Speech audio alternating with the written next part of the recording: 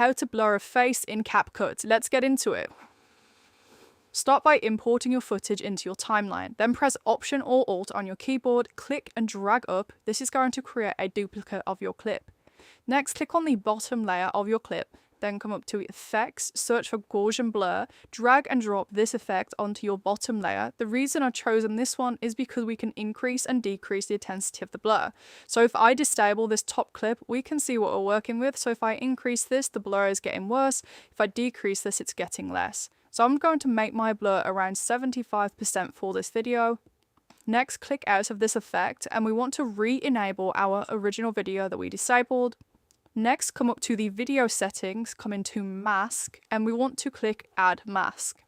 If you're a pro user, you can use the pen tool and fine tune the mask around the face. In this example, I'm just going to choose circle because it's easy enough. You can drag these handles around the face to get it to fit the shape of the face.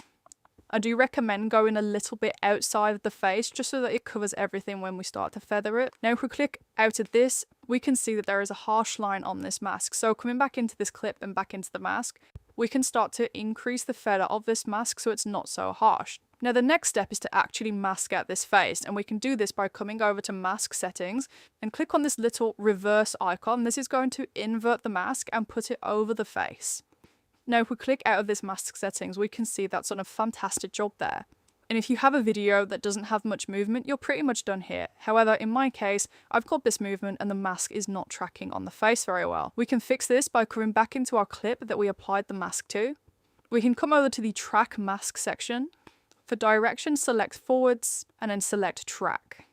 With that mask tracking complete, we can then play back our video and see that we've blurred out the face and that mask is tracking the face also. It's at this point you realise I want the blur to be a little bit more intense. You can just right click the blur clip that we created. You can come into edit effects and here you can increase or decrease the blur that we created. And that's all there is to it.